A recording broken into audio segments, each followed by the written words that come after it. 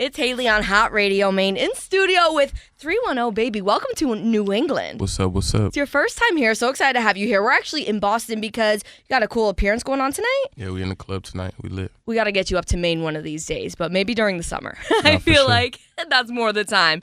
Now, taking it all the way back to where you started making music, 7th grade, you started with an app called BandLab. What motivated you to start making music so young? Nah, I mean, just trying to figure it out. I didn't want to wait until I was older or had money or started work. Like, no, that didn't make sense. I'm like, no, I could figure it out now somehow, some way.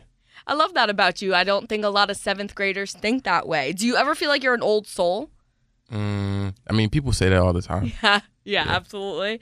You're from the other side of the country, Inglewood, California. Welcome to the East Coast. But what was it like growing up there, and how would you say that's kind of influenced your style? I would say, yeah, LA just has its own swag, its own sauce, and I'm showing people a reinvented, or not a reinvented, but just more evolved sound from the West Coast. Absolutely. Something different. Something different. We're happy to have you on this side for sure. We got to talk Soak City. Obviously, viral sensation. They were doing dances to it in the NFL. All sorts of big names were dancing to this song. How did that virality feel for you? How'd you react to all that?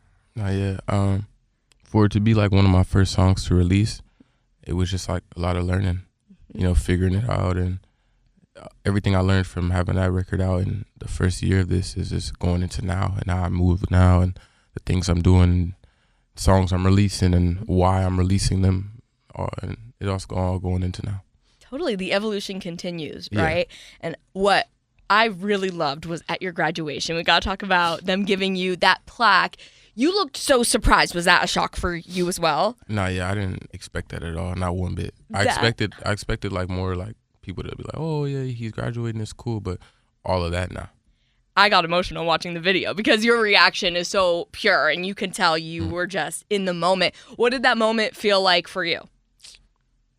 Man, yeah, it was just emotional. But yeah, I don't know. I was grateful in that moment, so appreciative of how far I've came. Absolutely. And I mean, the road is still long ahead, so much more to accomplish. But what a cool thing to have so much support from that group of people that you grew up with in a lot of ways, for sure.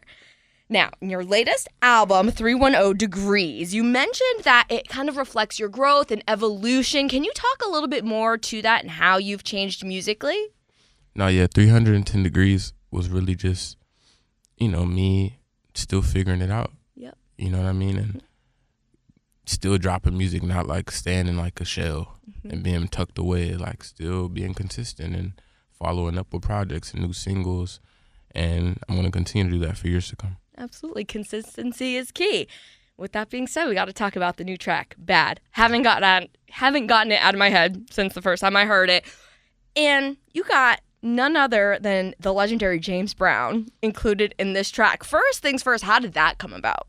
Yeah, his estate reached out and wanted 310babii to continue his legacy, help continue James Brown's legacy. And of course, like, why not? Why not? Did you know a lot about James Brown before this moment? I knew who he was, but I wasn't I wasn't hip. But then I did my homework. Yes. And yeah, I see why why I knew him without knowing a song. I love the way you just said that because I think that's true for a lot of people. Everyone knows the essence of James Brown, and once you do that deep dive, you have Bad. What inspired this track? Bad, I mean, the sample. Yes. Yeah, so really the sample gave it that flavor beforehand, and yeah, it was just, that's the alley-oop. Love that, 310babii. In the song, you talk about how you only want a bad bitch, period. So I gotta ask you, what constitutes the perfect bad bitch for you? Like, if you could build a bad bitch, what is that? Personality, looks, what are the traits? It's really just confidence. Yes. I can't look at you and say, oh yeah, you're a bad. No. Like, it's how you feel about yourself, really. Love that. And when you walk in the room, I'll feel exactly how you feel. It's all about energy. That's it. 100%. You could tell when somebody's like, oh, am I? No. But the one that's bad, she know. She knows. Oh, I love that. 100%. The music video, I love it. What inspired that for you? It was very much giving me Outkast, Hey Ya vibes in the best of ways. So I was curious where that concept came from. It's funny you said that, yeah. Is that it? Yeah. Perfect. I mean, really, because I like that video, and I didn't really know a lot of Outkast songs. Yep. But I knew that. It's funny, I know that song only because of that video. Yes. Because I remember seeing it on TV growing up. So then taking that, and then taking the James Brown, and then taking just who I am as a artist, as an individual, put it all into a pot, make gumbo.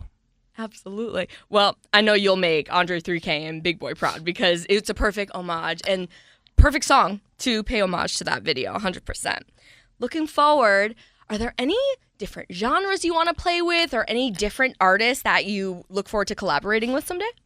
I mean, I'm open to not necessarily just, I want to make a different genre, but different elements from different genres of music, whether that's like rock and having a guitar playing in the back or just different samples like that. But I'm down to work with anybody or even help produce with anybody and, start just being the guy in the studio sessions that are just like saying, at this. Like, I'm open to all of that because I just love music in general. So to answer your question, yes. That's amazing. And I think you really proved that with this past song, Bad. I don't know if anyone saw you and James Brown on a track before that. So you're definitely doing some blending and experimenting, and I think that is super dope. What can fans expect from you the rest of 2025? What's coming? More music, more. We're just going to keep dropping. Yes. Because, the resume is looking pretty good. The stats is looking good. We ain't really lost. Yes. We've been winning. So just keeping that consistency. We don't want to go away for too long. Absolutely. Well, you're certainly on the right track, 310babii. I really appreciate you chatting with me. And last but not least, in the state of Maine where I live, our state motto is the way life should be. So I would love to know, according to you, what is the way life should be? Life should be peaceful. And you should live with intention. Yes. But attention is much more powerful than intention. Ooh. Because you could walk in a room and say, I'm going to walk in this room to do this. But if you walk in the room to do that one thing, but then you're focused and your attention is on everything but that one thing you intended on completing, you'll never win. I love that. Say it one more time. Attention is more important than intention? Yes. I love that. Thank you so much for that, 310babii. I think you're an old soul, whether you like it or not. And your future is so bright, and I'm excited to watch the journey. Thank you so much for chatting with me today. Thank you.